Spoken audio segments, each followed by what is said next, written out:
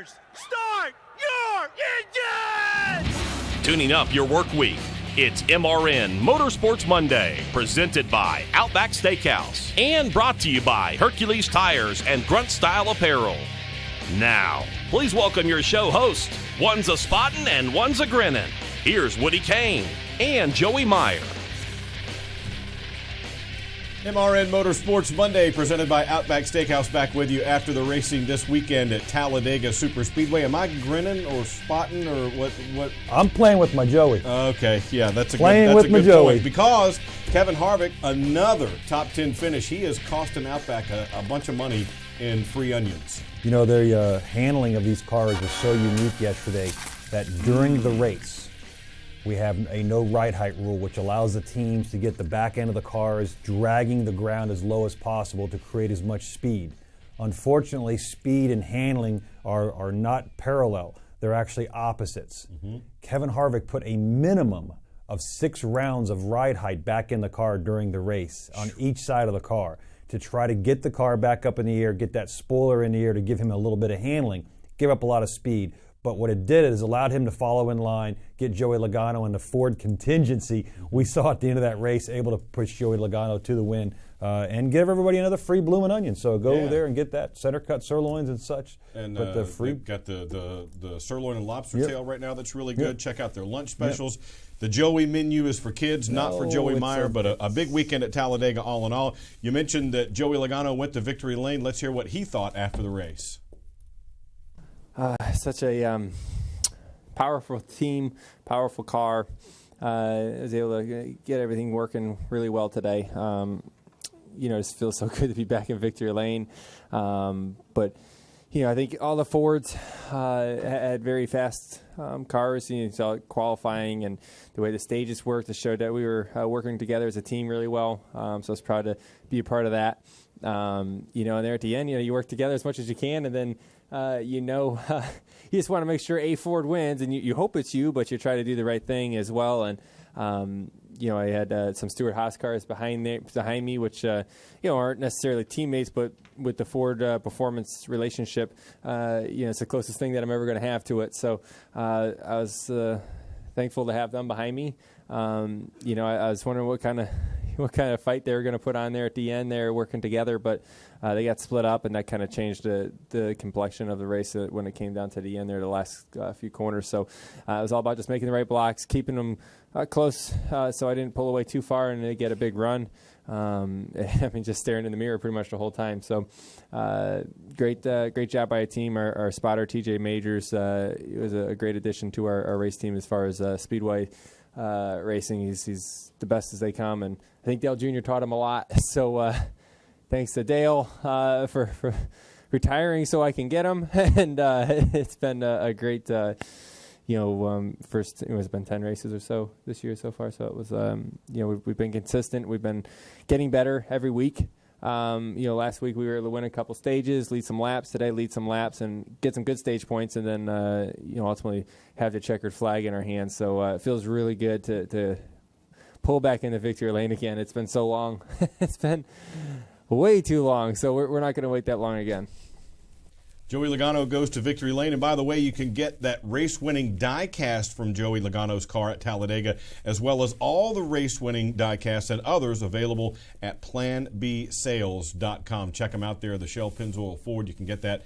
Plan B sales. It looks really good. So a couple things jumped out at me there. In that video clip where you saw the race to the finish, did you see Chase Elliott split Stenhouse and Harvick to wind up getting that third? That was just a great move. Yeah, the middle lane opens up. We always call it a sucker hole because sometimes you go there and you have no help, but it does create a little bit of a vacuum and cars can get a big run. And Chase Elliott, after the race, talked about the fact that he was really curious as to why nobody else really ganged up to try to get by Joey. Sooner. Sooner. Yeah. And he was able to really take advantage of the fact that nobody was going anywhere to take that run through the middle and be able to get back to P3. It's interesting that Joey, almost a year ago was that controversial finish at Richmond, which we got to use the word "cucumbered," and it's been a year ago now for those guys to get to back victory lane. So welcome and kudos to those guys because it's been a long time coming. Absolutely, it has. And you saw briefly there a quick shot of Todd Gordon, Joey's crew chief. He's going to join us a little bit later on in the program to talk about Talladega, and we'll get him to look ahead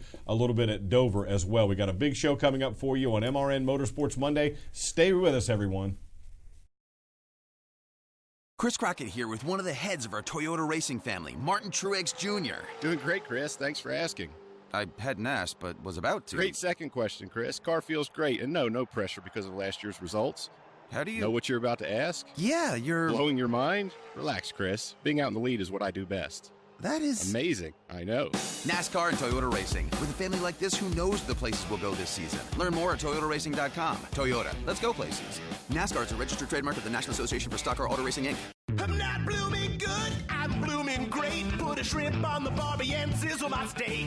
Woo, I want that onion to bloom, and it get in my senses like a sonic boom. No rules, just right. So bold, so nice, and I'm so ready for that Outback steak tonight. Outback Steakhouse, that's what it's all about. Outback Steakhouse, blooming great. The Country 500 Music Festival is back at Daytona International Speedway. How do you like me? With Toby Keith, Chris Stapleton, Dirks Bentley, Sugarland, Billy Currington, and so much more. Country 500 Memorial Day weekend, May 25th, 26th, and 27th. For tickets and information, visit country500.com. Sponsored in part by Budweiser. Logano's the race leader. Kurt Busch second, side by side from third on back. Kevin Harvick and Ricky Stenhouse. Then it's David Reagan and Chase Elliott. 3 wide behind them, but it's Joey Logano leading the way off turn 4. Trying to go to victory lane here for the third time in his career. Here they come now, racing back to the line. It appears to be old Joey Logano by a car length now over Kurt Busch. And Joey Logano has won yet again, picking up the victory in the Geico 500, his third win at the Talladega Superspeedway. Kyle Rickey and Jeff Striegel with the call on the Motor Racing Network Sunday at Talladega as Joey Logano goes to victory lane. It's been a year, or more than a year, I guess, since he went back there. Kurt Busch second, Chase Elliott third, Kevin Harvick fourth, which means it's a Bloomin' Monday at Outback Steakhouse. Go get your free Bloomin' Onion. Ricky Stenhouse Jr., top 5. How about David Reagan, a 6th-place run? He really knows his way around that track. You know, there's something about going to restrictor plate races that takes away any advantage that a lot of the teams have and allows the driver to be more in control and working with his spotter. It's the race that the spotters are more active, but it's also a driver race. You know, it's not really a performance based on the car itself. Mm-hmm. And David Reagan, who's won there before, always seems to drag those front row motorsports cars up to the top 5, top 10. We saw another example of that yesterday. We saw some similar, I guess, strangeness, if you will, when we had a cycle of green flag pit stops in both the Xfinity and Cup Series races where it created distinct packs that were separated by a lot because of the way the pit stop sequences fell. That's kind of a convoluted thing when you're trying to watch, wait, where is everybody, who's still got to stop, who doesn't. How do you keep track of that when we're going through the race? You know, fortunately at 2.66 miles, you have a good 30 or 40 seconds to settle back in. And it was interesting because we were part of that Ford contingent that pitted early, but we were actually at the tail end of the lead lap trying to stay ahead of that group of cars that hadn't pitted. Once the Fords got lined up, our lap times, we were actually able to creep away from those guys. But then it put a unique spin on the things because Kurt Busch had gotten a penalty. Now he's at the front of our pack, and he's fast enough that he's leading our pack.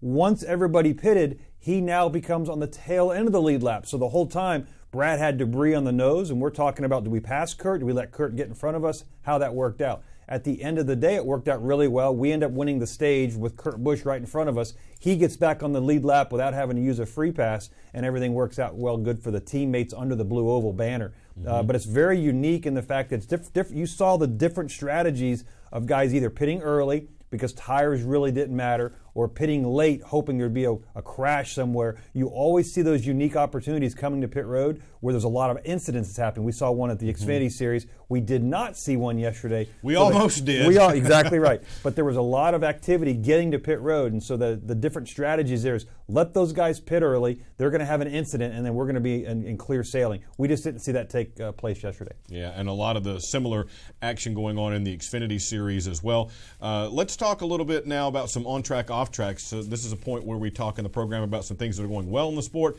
maybe some things that aren't going quite so well. The one that jumps out for me, and it's been going on for a couple of weeks now, is the Xfinity Series Dash for Cash program. We've heard a lot of fans for a long time say, get the Cup guys out of the Xfinity Series. There are economic reasons and other reasons why that's not necessarily feasible, but these 4 Dash for Cash races back to back to back to back with no Cup guys in the field, and then we'll see something similar again at the end of the season where they're not allowed to participate in the Xfinity Series playoffs if you're getting Cup points. That's been fun to watch. It really has. And I know we've had that debate before, but it's been fun to watch these guys duke it out amongst themselves. Without any doubt, you'll never hear me complain anything about an all Xfinity driver field. We've talked about it before. The business model of having the Cup guys in there brings the money in. But if the opportunity presents itself and money is not a problem, the Xfinity guys, because the talent levels are really paralleled, whether you're Elliott Sadler, who's got 15, almost 20 years of experience, or the Spencer Gallaghers of the world. How about that? They are very, very, they're very paralleled. The equipment levels are very parallel, and you're able to showcase that. So when those guys, if Kyle Busch or Brad Keselowski or Joey Logano enter an Xfinity race, they're expected to win. When Saturday's race rolled off the grid, it was anybody's game. And I'm going to roll right into my on-track. See, that's called a segue. That's exactly very professionally done. That's nice. So what was unique and I thought was actually a first-time incident, let's play that audio from Spencer Gallagher when he was in our show. He was on Inside Line. Exactly, a week ago. Fantasy racing show. Let's play that video. Who wins the Xfinity race? I think we're sitting next to him right here. What's happening? How you doing? The talent is here. It's me. Just win me some money. I don't care. Oh, you. Thank you. That's a good little audio. There you go. How about that? He's right. Called his shot. Yeah. Pointed. Yeah. The pitch came. He knocked it out of the park. He called the home run. First time it's ever happened here. Yeah. But what a great story when you see the Gallagher family, and over at GMS, they've got multiple trucks. They've got multiple entries in the Xfinity Series. For Spencer Gallagher to come on our show in our case here and call his shot and then work to victory lane is a fantastic story. Yeah. I don't have much in the way of off-track. There was a couple of little minor issues. We didn't see the issues we had seen in the past with pit guns, but you pointed out not as many pit stops along the way. A pretty positive weekend. Crowds were good both days. I was going to say my off-track for a change was everything was really good. It was an overall. And you don't like that? Well, no. There's nothing to complain about. That's my off. It's like, we got to get mad. We didn't talk about a tire dragging. We didn't talk about rain. We didn't talk about being cold. That's it. We didn't talk about the crowds. We didn't talk about a Cup guy in the Xfinity Series. Everything was really a good weekend. There was no disaster-style wrecks, We did have an incident on Friday with Jimmy McMurray getting airborne in a small restrictor plate change, but overall a really, really good weekend. All right, we're going to take a quick time out here on MRN Motorsports Monday. Todd Gordon, the winning crew chief for the Shell Pennzoil Ford at Talladega, is going to join us on the other side of the break to talk a little bit about that race, and maybe we'll get him to look ahead a little bit at Dover as well. But first, got to remind you about the Country 500 coming up at Daytona on Memorial Day weekend. That is May 25th through the 27th. A lot of great acts there, including Dierks Bentley, Randy Houser, 1,000 Horses, Chris Stapleton, Billy Currington, 38 Special. A lot of big names there. Check them out to get your tickets and make sure you can be a part of that program at country500.com. More Motorsports Monday coming right up. I'm not blooming good, I'm blooming great. Put a shrimp on the barbie and sizzle my steak. Woo, I want that onion to bloom, and it get in my senses like a sonic boom. No rules, just right. So cold, so nice, and I'm so ready for that Outback steak tonight. Outback Steakhouse, that's what it's all about. Outback Steakhouse. Blooming great. Are you a serious die-cast collector? Do you have a favorite driver? Are you looking for a gift for a race fan? No matter what the question, the answer is always PlanBSales.com. Plan B has all the latest in diecast from Lionel and apparel, artwork, and other items for your favorite driver in NASCAR or other forms of racing. Go to planbsales.com, key your driver's name in the handy search window, and look at all the options. Your one stop for diecast and other motorsports collectibles is planbsales.com. Grunt style. The American fighting spirit is in everything we make. We are 500 patriots and veterans strong, bringing clothing manufacturing back to the United States of America. Always moving forward, never retreating, never giving up. We are Grunt Style, and this we'll defend. Get yours at gruntstyle.com.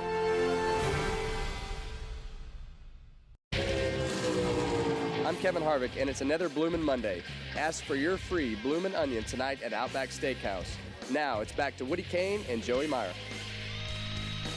Kevin Harvick with yet another top 10 finish, so you can get your free Bloomin' Onion, Bloomin' Monday at Outback Steakhouse right now. But let's head to the guest line. Crew chief joining us from the winning team, Todd Gordon, the crew chief for the Shell Pennzoil Ford that Joey Logano drove to victory lane at Talladega. Todd, congratulations, man. It's as Joey pointed out, it's been a long time coming, and I think I heard him say one of the biggest feelings he had was relief after that race. How about you? Accomplishment. I'll go to a different word there, but pretty cool day and well executed by everybody in the Shell Pennzoil team. Just trying to plate races are kind of a craps game and I guess a chess game. And I thought Joey and TJ Myers, his new spotter, did a great job of orchestrating how they handled the rest of the race there at the end once we got out front. Todd, we showed up at Daytona with a new heights rule where NASCAR says, all right, guys, we're going to let you put your own springs and your own shocks for a change, and we're going to give the hands back to you. But then we go to Talladega, and they modified that. How much of a challenge from Daytona, which I thought the Team Penske and the Blue Ovals ran really well, to Talladega, did you have to go through a transition period at all? Yeah, I think the biggest part of what you saw there was Daytona was an unknown for everybody. Without testing this, they brought out a new package of the dropped ride heights and gave us back control of rear springs and rear shocks and how we put our race cars on the racetrack.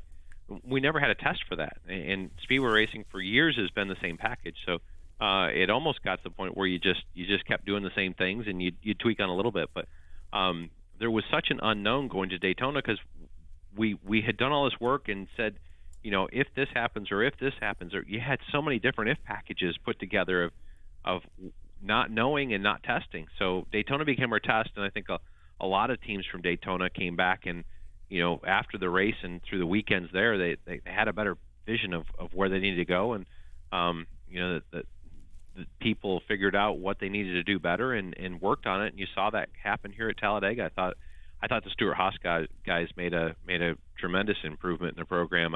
Not that they weren't.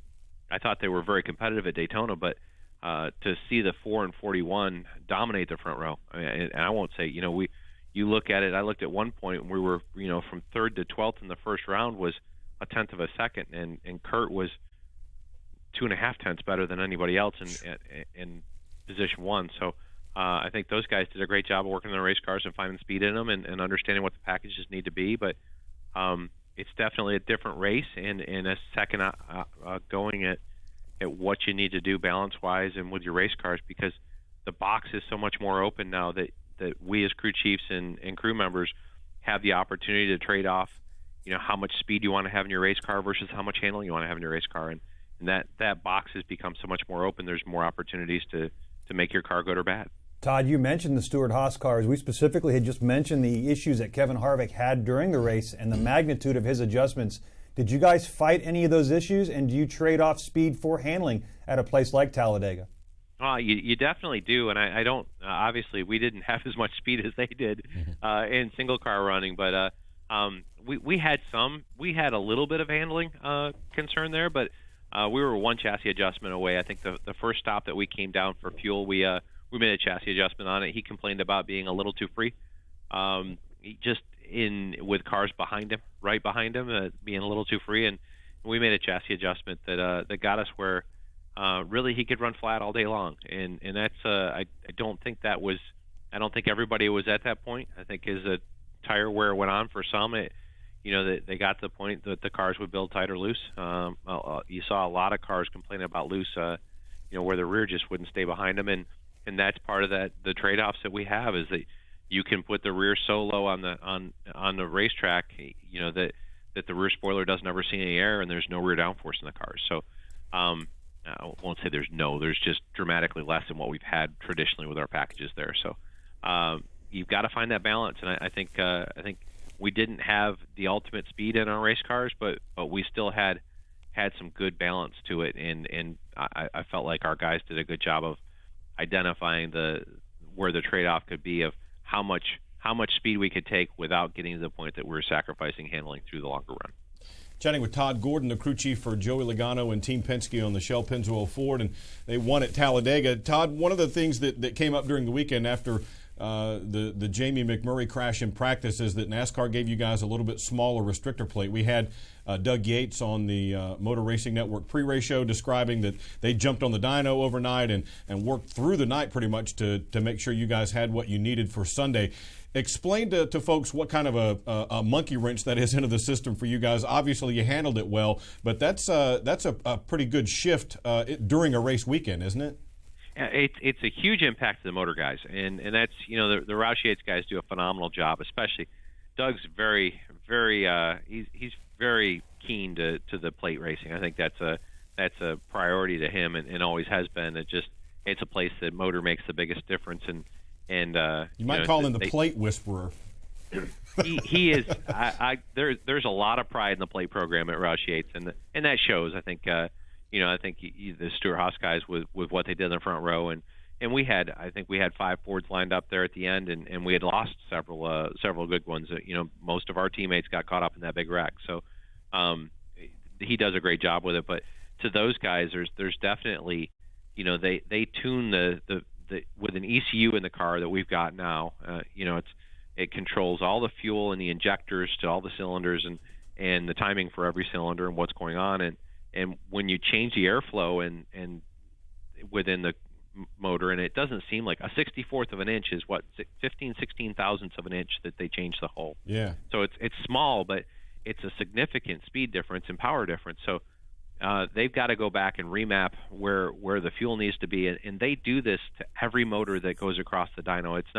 There's not just a generic here's what you do like a passenger car would be. Every motor they build goes across the dyno and gets tuned. So they did a great job of it, but I can only imagine the stress of their overnight run and then figuring out what the delta is of that motor that they just ran on the dyno, of the changes they need to make there, and then what they would need to do for us. Fortunately, NASCAR allowed us, after qualifying, to download the data to make sure everything seemed like it was right and give us one final tweak on the tune there if we needed to. So kudos to NASCAR for understanding that they were putting the engine shops in a difficult position and adjusting what we would do, because normally we aren't allowed to plug into the ECU after we've started our qualifying inspection. We're stuck through the weekend, but with their change and being blind to all the engines, they gave us the opportunity to plug in and make sure that all the trims made sense and make an adjustment on the trims if we needed to. Todd, the importance of a win can never be understated, and the best thing about winning one is you want to win two. But now that one win does punch your ticket to essentially a playoff berth for the last 10 races, does your mindset change as you move to Dover and beyond? I think, I would, in years past, if you asked me this after the win last year at Richmond, at this point after the win at Richmond, where didn't know that there were any penalties or what was going to go on, I would tell you no, because we've just raced that way right along. I think this win takes the anxiety of last year, the summer run of last year, which was the most difficult run that I've been through as a Cup crew chief. We weren't as competitive as we expected to be and had known to be.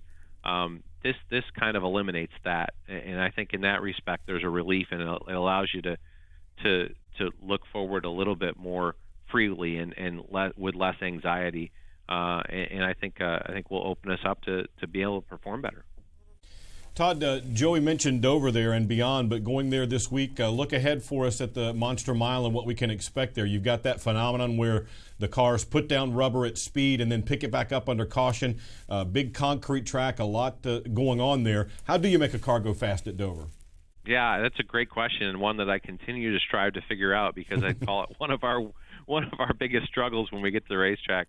We've run all right there at times, but we've not been as good as we need to. But the pieces that we focus on is, there's such with the straightaways having so much banking, where you run up against the wall down the straightaway is much elevated to where the bottom of the corner is. So there's this huge jump off and landing event that happens into both corners 1 and 3.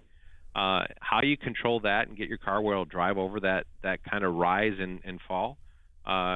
If you can get your car to do that and still turn the center, you've done it. And tying those two together is a challenge that we'll continue to work through. It's a challenge. We've not hit the nail on the head with that one, and worked in several events to try to get there. But how you can get the car to kind of make that entry and keep the entry and still turn around the bottom is the key to getting to Dover. And the Band-Aid that drivers will chase during the race is, if a car doesn't do that, you'll start to see the groove widen up, as you talked about how the track just through a green flag run will just rubber, and you'll be able to go chase the gray and chase where there's less rubber on the racetrack.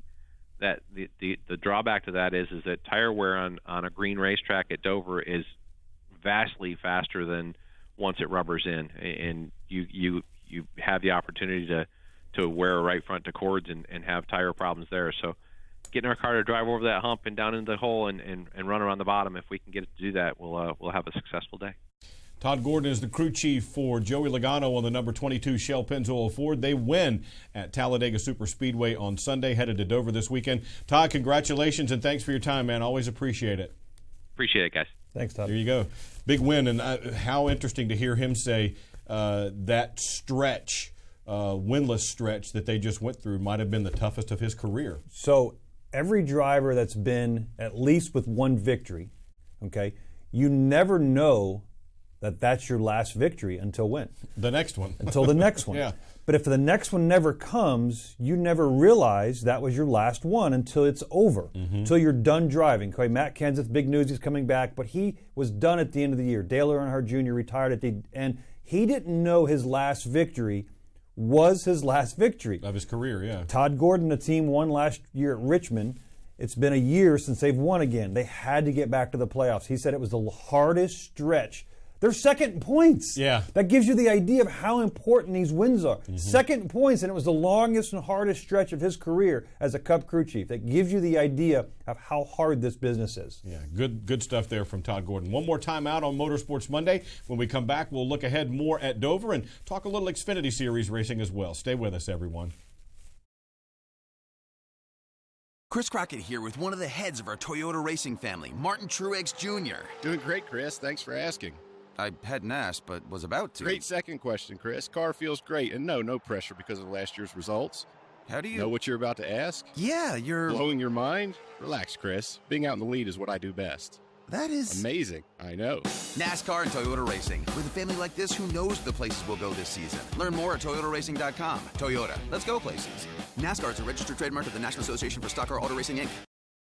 Whatever you drive, wherever you go, Hercules Tires will get you there, whether you're running on dirt or running a job. Our dependable, high-quality tires are the perfect fit for your needs. For unmatched value, selection, and warranty with industry-leading road hazard protection, there's only one choice, Hercules Tires. To learn more, visit HerculesTire.com or call 800-677-9535. Hercules Tires, right on our strength. I'm not blooming good, I'm blooming great. Put a shrimp on the barbie and sizzle my steak. Woo, I want that onion to bloom, and it get in my senses like a sonic boom. No rules, just right. So bold, so nice, and I'm so ready for that Outback steak tonight. Outback Steakhouse, that's what it's all about. Outback Steakhouse. Pulling away further now is Spencer Gallagher, but a big charge on the low side up to second. They're 3 wide a little bit further back. Gallagher tries to take him up the track. That won't work. Spencer Gallagher to the lead right now with Brandon Jones right behind. Spencer Gallagher trying to block all lanes. He's currently at the bottom side of the racetrack. There's a hornet's nest behind him. To the checkered flag they come at Talladega. Spencer Gallagher, he'll win his first career NASCAR Xfinity Series race as he picks up the checkered flag in the Sparks Energy 300. The first one is always the sweetest. Your reaction the first time in Gatorade Victory Lane? Oh man, I didn't believe it. I didn't think it was real until I heard my spotter Clayton Hughes tell me you just won the thing. And even then, I'm not sure how I did it. I kept my eyes closed for most of that last lap. I think that's how I got through it. But man, what an incredible car GMS Racing and GMS Fab prepared for us. It was a dream all day. I want to say thank you to Xfinity for putting on these races and on this Dash for Cash program. We're in the Dash for Cash twice now. 2 for 4, 50% success rate. I'll take that, right? That's pretty good. That's pretty good, going for $100,000. All right, let's take you back. When that green flag came out, I know there was a little bit more than eyes closed. What did you do? Oh, man, it's a bit of a blur, but I just went off into one knowing that I had to be tight on Tyler's door, and then I had to be off of him quickly to get him clear. We were able to keep it up front. We had a great car for holding off runs all day long, and Clayton did an incredible job guiding me through all that mess and troubles. And we came home, got it. We're able to keep it up front, keep in front of folks, and cross the finish line first, baby. Can't ask for better than that. Winston Kelly talking with Spencer Gallagher, the Allegiant Chevrolet for GMS Racing, his first career Xfinity Series win. And that race really had a lot of drama, a lot of activity on it. Brandon Jones second, Justin Allgaier third, Noah Gragson fourth, and Elliott Sadler fifth. So Gallagher, Jones, Allgaier, and Sadler eligible for the Dash for Cash money coming up at Dover. Yeah, he needs to learn to open up and show some enthusiasm. That's always cool to hear a guy after his first win. Your first is always so important. You remember it for the rest of your life. Sitting 7th in points, he's in really good shape, but now he has that essentially guaranteed ticket back to the playoffs for those guys. That'll be his first time. Elliott Sadler, a 40-point lead over his teammates Tyler Reddick and Justin Allgaier, 47 behind, as the Xfinity guys head to Dover. One last Dash for Cash race with no Cup guys in the field. Speaking of Dover, let's shift to the Cup side. We heard a lot from Todd Gordon there about what it takes to win there, and I'm so interested in this, the thing that a lot of the drivers talk about. Rubber goes down under green, and they pick it right back up under yellow, and then they're essentially starting all over again. Yep, it's the two things at Dover we talk about, the ride height off, the jump off into the corners, and the way the track builds. And those two things we keep track of all afternoon. Let's hear from one of the drivers about racing at Dover. Here's A.J. Allmendinger from JTG Doherty Racing. With A.J. Allmendinger previewing some upcoming racetracks, and one coming up is Dover. It looks like a giant Bristol. Does it drive that way? At times, now with Bristol using the VHT or whatever we call that junk that they put on the racetrack, it's a little bit different. But over the last couple of years, and I think sometimes it's depending on what tire Goodyear brings, the groove really starts to widen out there. And there's other times it rubbers up and you kind of run the bottom. But it's a fun racetrack. It's a racetrack. Early on, I was pretty good at. The last couple of years, we struggled there, but. It's one of those racetracks, just like everyone that we go to. Got to have a good setup. Tires have gotten more critical there of how bad they go away. So it's a unique racetrack. It definitely feels like a faster Bristol, if that's even possible. But it's a unique racetrack, and it's one of those racetracks that I think we all enjoy going to because it's something different than most of these racetracks. Nothing like driving at Bristol. The concrete is the thing. If you look at them from the air, it just looks like a giant Bristol, but AJ says it doesn't drive that way. One of the unique things that we don't talk about Dover a lot that happens is because it's concrete, it was done in patches, and you get a frequency of like running over. We don't need no stinking patches. It's exactly, yeah. But you get a frequency like running over railroad tracks, and every time that car goes click, click, click, click, click, click down the front, every time it lands over a click, it builds a strip of rubber, which aggravates and actually accentuates instead of blending it in, it actually makes it worse. So as the race goes on, the clicking down the front stretch and the back stretch actually grows, and that'll sort of like change you hear when you're on the highway with the seams in some of the older highways. Exactly right. Yeah. So it's one of the unique characteristics. You used to drive Dale Jr. crazy because he couldn't just get out of the car, would never settle down. It would come off the track, jump, you climb the hill, go click, click, click, click, click, all the way down the straightaway in the backstretch. And the car really, the shock specialist really had to work on tuning that out of the car. So it's one of the unique aspects of that concrete track. One of the places Jimmy Johnson has always been outstanding. Yeah. We've got a triple header this weekend, Trucks, Xfinity, and Cup coming up at Dover. A lot of activity to keep an eye on there. You know, and again, without the Cup guys being the Xfinity, without the truck guys being where they're at, every race is an unknown. This would be an opportune time for Jimmy Johnson to come out of that shell that those Camaros have been in all year long, and I could see that happening without. How would you not root against Jimmy Johnson? Yeah. They've been getting better for sure. Big week coming up on MRN. Don't forget NASCAR Live every Tuesday night at 7 o'clock Eastern Time with Mike Bagley as the host. Friday night, we've got the JEGS 200 Camping World Truck Series race. That comes your way at 4:30 Eastern on Friday right here on the Motor Racing Network. Saturday, the One Main Financial 200 in the Xfinity Series, the last of the 4 Dash for Cash races. That's 1 o'clock on Saturday afternoon. And then on Sunday, we've got the AAA Drive for Autism, AAA 400 Drive for Autism from Dover. That's at 1 o'clock Eastern Time right here on the Motor Racing Network. I'm Woody Kane. He's Joey Meyer. Don't forget your free Bloomin' Onion. We'll see you right back here next Monday on MRN Motorsports Monday.